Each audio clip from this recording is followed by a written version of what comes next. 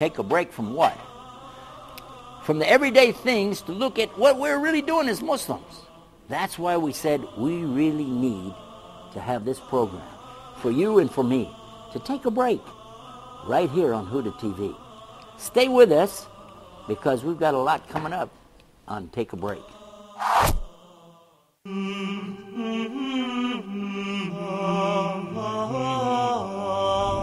say that the translation has been indirectly influenced with the Israelite narrative. We haven't faced any problems in our preparations. You can't call it the wise Hajj. In Egypt, you have a huge amount of initiative going on in terms of developing qualifications in different parts of the system. Reading helps you gain knowledge, but saving the net doesn't help you at all. They are all welcome to participate in the discussion and the debate about the development of qualifications. What types of books our children do or should read? Join me for further discussion of Focus Point.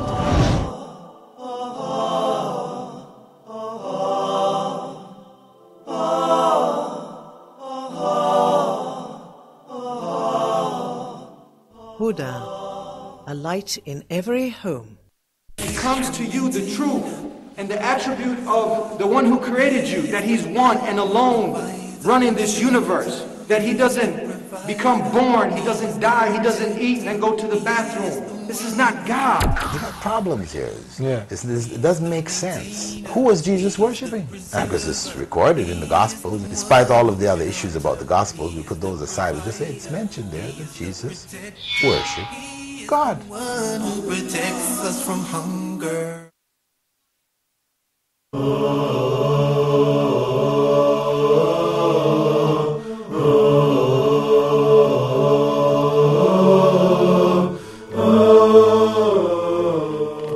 Assalamu alaikum wa rahmatullahi wa barakatuh. Welcome back. You're watching Ask Huda. Quick reminder of our telephone numbers 00-202-38555 248 or 249, or you can send us an email at ask, that's ask, @huda.tv. Sheikh Muhammad, if we can take Sister Saba's first question there from Canada. She says her mother-in-law, when her father-in-law died, took the decision, which is about 20 years ago, to sell the property to one of the sons.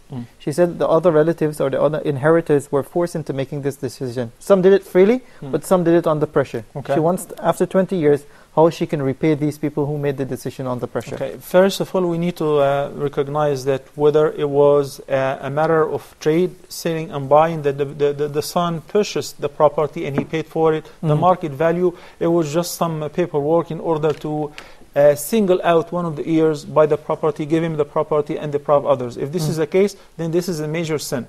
After Allah subhanahu wa ta'ala stated in the Quran, and I guess Sheikh Salim is fully aware of this, the ayah of the wasiyah, إذا حضر أحدكم الموت حين الوصية إن ترك خيرا الوصية للوالدين والأقربين. Allah subhanahu wa ta'ala abrogated this verse. It's abrogated by a hadith in which the Prophet sallallahu alaihi wasallam said, لا وصية لوارث. You're not supposed even to write a will for the benefit of any of the heirs.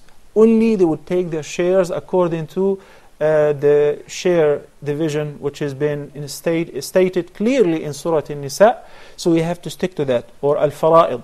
Anyone who would alter or change or deprive anyone without any just reason, then this person is committing a major sin. And those who agree to it, I'm talking about the person, the beneficiaries who would take the property would be also committing the sin.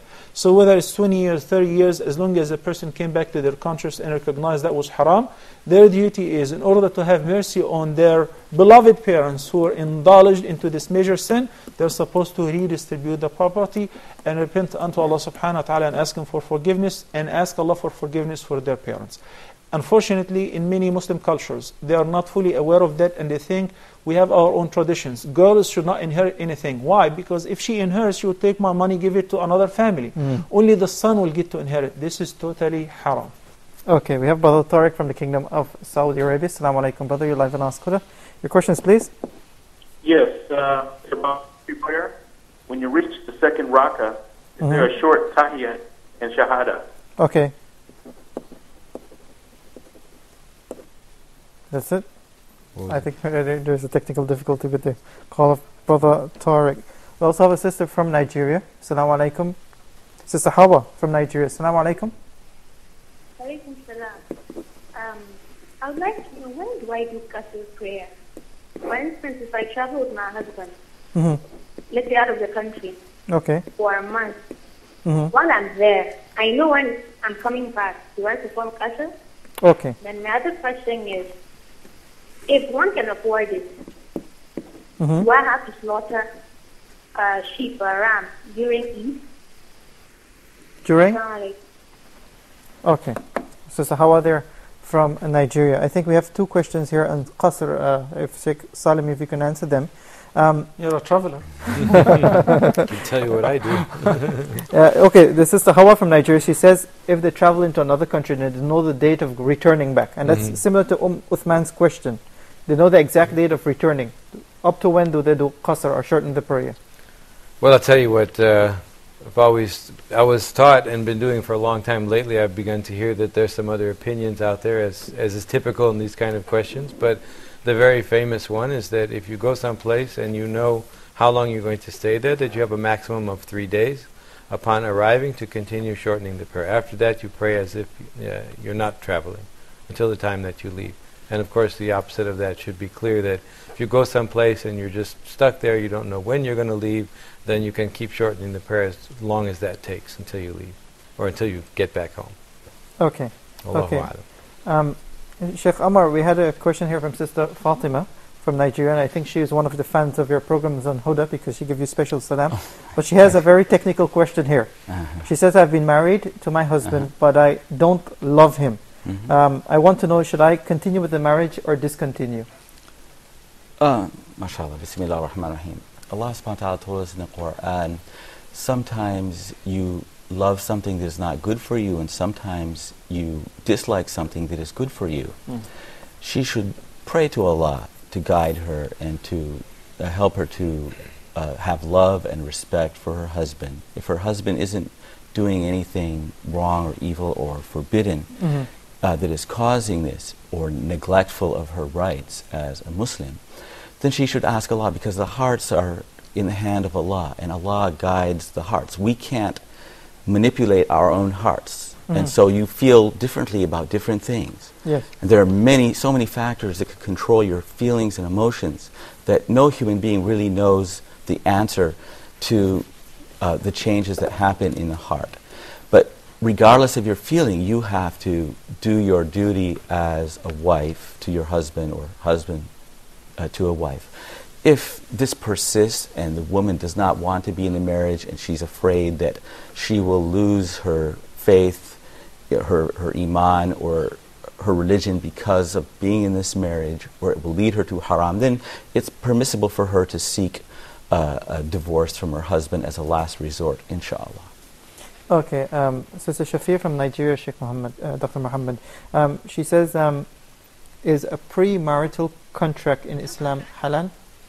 I don't really, I'm not really familiar with a premarital contract, unless if it is an agreement on the financial requirement of both parties. Sometimes in some cultures, before the actual marriage, before the marriage contract, they conclude something in writing, as who's going to buy this and who's going to buy that, and the financial responsibility of certain things, and so on. If this is and conditions, stipulating some certain conditions, if this is the case, there is no problem, because they will be only abiding by that once they process the marriage contract, not before it. Okay, we have Brother Wasis from the UAE. Assalamu alaikum, brother. You're live on Ask Huda. Questions, please. Assalamu alaikum. Wa alaikum assalam. Wa alaikum assalam wa rahmatullahi wa barakatuh. Go ahead, Brother Wasis. Yes, go ahead. I am 8 years old. Okay. Before Prophet Muhammad, peace be upon him, was born, okay, what answer did the believers give when they were in the grave? They asked 3 questions. Okay. What was the question? What was the answer they gave? Did Allah help them? Okay. Okay, Jazakallah khair, Brother Wasis there. My second question Okay, is, go ahead. do I know Allah loves him? Okay. What did you say? Okay. Interesting question, Brother Wasil. How old is he? He's 8 years old. MashaAllah. And he has a very intelligent question there at the end. Sheikh Salim, imagine when he's 18. we have a question here from Sister Shafia as well. She says, can a woman wear perfume on her clothes while praying her prayer? The salah, performing the salah? I have to answer that question. I don't know. I know a woman cannot wear perfume and go out. As to whether she can wear it in the home, it seems like it's okay. It is permissible as long as she is home. No problem. Okay, Dr. Muhammad, we have a question here from Sister Shafia as well. She says she wants to know the ruling of the child out of wedlock. What is the ruling with regards to this child? First of all, Allah subhanahu wa ta'ala says, لا تزر وازرة وزر أخرى. No bearer of a sin bears the sin of another. Meaning, if a child was born out of wedlock, he is not responsible for the sin of his parents by any means. Nor do we judge him according to the practice of his parents, that he is a son of adulterer and adulteress. No, not at all. As a matter of fact, he might turn to be one of the most righteous living human beings. So every person will be responsible for their own actions. And we're not supposed to be judgmental and decide the fate of a person based on his parents' behavior or misbehavior. Second, the person who commits adultery will be deprived from the parenthood right. I mean, in Islam, he would not be eligible to give his last name to the child, even though he is his biological father, but he is not his legitimate father. So he will not bear his name. Other than that, accordingly, there is no inheritance between them because he was born out of wedlock. Okay, we have Sister Noor Suddin from Sudan. Assalamu alaikum, sister, you're live on Ask Huda. Wa alaikum salam wa rahmatullah, Sheikh. I'd like to ask regarding a question on supplicating to Allah. Because there are verses in the Quran that mentions that we should supplicate with Asma'ul Husna, which is with the names of Allah. And I've come across several books that actually teaches on the meaning of the names of Allah and how to supplicate. Okay. But some of these books, they actually tell you that, if you supplicate with the names of Allah, say Ya Allah Ya Maniq 161 times, then you'll be protected the whole day. Okay. And so on and so forth. Is that something which is right? Okay. Thank you. Okay. Some questions we like to deliver an expedite answer, such as this question, because of its importance, and we say, please stay away from those references totally, because if it is an act of worship, because ad-du'a is the greatest act of worship, as in the hadith, the Prophet ﷺ said in the sound hadith, ad-du'a huwa al-ibadah. So we're only allowed to make dhikr if it is definite and stated with a number that it has to have a sound reference. There is no such reference whatsoever to all of those indications or yellow pages where it would say if you are in a certain condition and you recite Surah Al-Duha 27 times, Allah will give you a relief, and if you recite Surah Yasin 17 times, or one verse of the Quran 100 times, or call upon Allah subhanahu wa ta'ala by His beautiful name Al-Azim, then all your backbones will be healthy and will recover certain number of times. This is all innovations, and it will not only produce any benefit, rather it will be a mean of committing an act of innovation. That means it will be rejected and the person will be committing a sin. Okay, we have Brother Muhammad from Nigeria. Assalamu alaikum, brother, you're live on Ask Huda. Brother Muhammad, are you with us? Okay, Muhammad is cut off, but we have Sister Zainab from Nigeria. Assalamu alaikum, sister. Wa alaikum salam wa rahmatullahi wa barakatuh. First of all, I would like to thank... Okay, Sister Zainab, can you please turn down the volume of your television set before asking your question? Okay. I would like to thank whoever is in support of Huda TV. I'm a good fan of Huda TV. God Almighty Allah bless all of you. Dr. Mohamed Salah and all the others. Amen. My question is, I would like to get an advice on how one can increase his faith. Okay. And my second question is that, is it possible for somebody to make animal sacrifice, like slaughtering ram, after making some particular prayers for one or two reasons offerings? For example, what kind of reasons?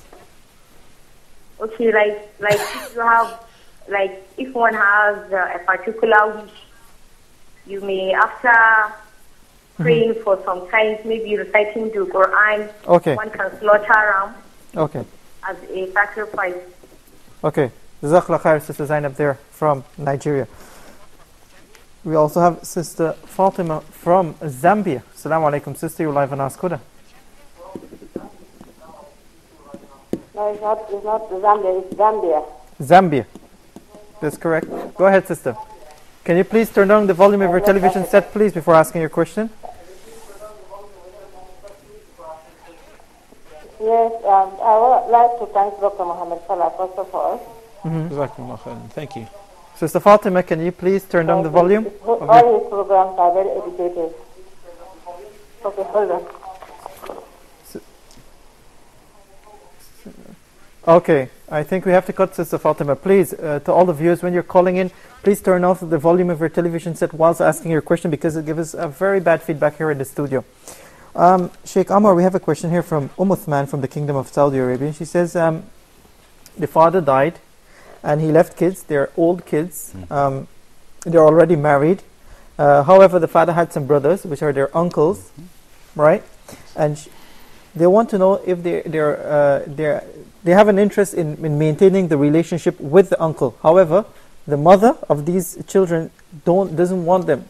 She doesn't want them to maintain the relation. She says, if you choose your uncles, then cut ties with me. Yes. What does the kids do in this circumstance? Oh, alhamdulillah, wassalatu wassalamu ala rasulillah. Of course, obedience to anyone is after obedience to Allah alone, and we can't disobey Islamic Sharia or guidelines and in disobedience to Allah and then obey another person, whether it's your father or your mother or any other human being. And so some Muslims are confused about the idea of obeying the parents, and they think that's some kind of absolute request, when in fact every kind of obedience is bil ma'ruf, according to the Islamic standards, and it cannot violate that. So they need to respectfully tell their mother that they understand her feelings and respect her as their mother, but that she's asking them to do what is forbidden, which is to cut ties between relatives, distant or close to you, for no Islamic justification whatsoever. And so in Islam we maintain ties to every Muslim, our neighbors, relatives, and any person, unless there's an Islamic justification for removing that. So please don't commit a sin because of your mother. You're only adding to her sins as well as your own, and that is not allowed in Islam. What if she's given them the ultimatum? Either you boycott them, you sever your relationship with them, or I'm not talking to you anymore. Well, of course, she's saying something from her own feelings and emotion, which she may change. She may change her idea after that. You have to talk very calmly to a person and tell them that it's not correct to choose between people. Allah is the one who made this relationship and duty between I wish everybody is understanding, but sometimes people are so stubborn, they say, don't even open the subject. But if she's choosing something forbidden for herself, it's not the fault of another person. And it's not fair for people to try to manipulate other people in those kind of... I'm trying to suggest the idea that the person can still uphold the ties with his kinship, and at least in the time being not informing his mother that he's doing that. Mom, yes, of course. And it's always better to say yes to the parents as much as possible. Yes, of course, I understand, yes. You don't have to actually tell a lie, but you can, as a matter of fact, agree with whatever she says that is agreeable. And even if you do, if you make up something which is not a fact, such a as little you say, white lie, it's permissible by the Sunnah. If, for instance, you go home and you say, you know what, guess what? Who called me today and he inquired about you? It was my uncle, and said, if you guys need anything in this condition, in order to reconcile, that is permissible. It's not healthy. Jazakallah khair. Okay, we have Brother Muhammad from Nigeria. Assalamu alaikum, brother. You're live on Ask Huda. Assalamu alaikum. Wa alaikum assalam. Wa alaikum assalam wa rahmatullahi wa barakatuh. Please, I have two questions. Okay, Will not be able to take your questions before you mute your TV set. I think this is the day the viewers are. And every caller, if you okay, what I'll call back some other time. I'm going for prayer. Okay, okay. May Allah accept your prayers, Brother Muhammad. There. Where is he calling from? Nigeria. Nigeria. Okay, mashallah. Sheikh Salim, Sister Martha from Egypt. She's a convert. She wants to attend her brother's marriage ceremony, which is a Christian ceremony. She wants to know if she can attend it. But she said that she wouldn't take part in the actual ceremony, but just to be present because it's from the custom and tradition of her people. Bismillah ar-Rahman ar-Rahim. To my understanding, it's not lawful for a Muslim to participate in the religious ceremony of other religions, and that participation could be as little as what's known as increasing their mass. So even if you're not a participant, but you're adding to their mass, your body is part of the assemblage, that's considered participation, and it's not lawful. That doesn't bar us from many things. Many times we get this question about funerals. This one is about weddings. Or why can't I go?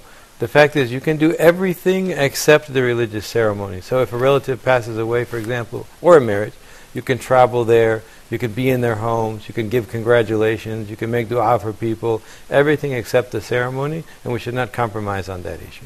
Okay, Jazakallah khair. Dr. Muhammad, we also have the question here from Sister Sabah from the UAE, and she says... Afwan Sheikh, by the way, I didn't suggest she can travel without a mahram when I said travel. I didn't get into that part of the question. It's not even a legitimate reason in case of necessity. Exactly. Okay. That's her second question. If we can take it right away, Dr. Muhammad, she wants to know if she can travel back to her country. And I tried to ask her if it's by herself, but it seems that she's asking the question. There are several ahadith in which the Prophet ﷺ confirms the fact that it is not permissible for a woman who believes in Allah and in the last day. And please pay attention to this, that whenever there is a serious matter, the Prophet ﷺ reminds us with the belief in Allah and in the last day, that there will be a day of reckoning. We'll be standing before Him and we'll have to answer. Why did you violate my command? Why did you disobey my order? So we have to prepare an answer to that. He said it's not permissible for a woman who believes in Allah and in the last day to travel alone. In one hadith, the travel distance of a day and night walking on foot without a male mahram. In another hadith, 3 days without a male mahram. So this is the opinion of the vast majority of the scholars. And this is the right opinion. I'm not saying this is the more right, rather this is the right opinion because of the sound evidences. Obviously, we have some verses in the Quran normally make the unlawful lawful in case of necessity. فَمَنِ اضْطُرَّ فِي مَخْمَصَةٍ غَيْرَ مُتَجَانِفٍ لِإِثْمٍ. In another ayah, فَمَنِ اضْطُرَّ غَيْرَ بَاغٍ وَلَا عَادٍ, without transgressing the limit, and without doing this without a valid reason, in case of having to consume the haram in order to survive, only to survive. So one have to have a valid proof that if I don't have a male mahram to travel with me, and I do have to travel, it's a matter of life or death. In this condition, it becomes permissible. Those who keep chanting the opinion that, nowadays it is safe to travel and so on, I would just like to remind them with the cloud of ashes which left thousands, tens of thousands of passengers, some of them our Muslim women, stranded at European airports, sleeping at the airport without male mahram, without enough provision for a week or for 10 days. And it can be worse in some other conditions. So we have to keep in mind that we are dealing with Allah subhanahu wa ta'ala. And Allah is the most wise. So whatever He decides for us, He knows best, and we must comply. Wallahu a'lam. Okay, Sheikh Amar, Sister Sabah asked, she wants to know how to be gentle. MashaAllah. Well, all of those characteristics are of our akhlaq, our Islamic standard of behavior, are characteristics of the Prophet Muhammad, peace and blessings be upon him, and are part of our iman and faith. And so you have to put things into practice. You can't wait until feelings and emotions come to you. But since they're part of iman, you act according to the faith of Islam. When you know that they're two possible behaviors, one of which is right and one of which is wrong, you choose the right one, even though you may be tempted to do otherwise. And so as you're acting out those things, your heart will grow pleased with those actions, and you will get those characteristics. So the person who doesn't feel like praying, if they keep praying, their heart will love the prayer. And if you are a rough person by nature perhaps, or you've learned that in the environment, you act out Islamic behavior and your heart will soften by faith and by actions of Islam, inshallah. Okay, unfortunately we're out of time. Sheikh Amr Amanet, Jazakallah khair for being with us today. Sheikh Salim Morgan, it's a pleasure having you. And Dr. Mohamed Salah, it's always a pleasure having you. And Jazakallah khair for your time here on Ask Huda. If you still have a question, you can write to us at ask@huda.tv. And if you'd like to support programs such as Ask Huda or Huda TV as a whole, you can send an email at support@huda.tv. And don't forget, you can become an active member with us by joining our website, www.huda.tv. Until next time, Assalamu alaikum wa rahmatullahi wa barakatuh. If my love is attached to thee, then from sins I will be free. Each time my heart will beat, your name will resound with heat. Allah is my heart's speech, your mercy is what I beseech. Keep in my heart your remembrance, and in your deen allow me to advance. Help me in my quest, permit me to pass the ultimate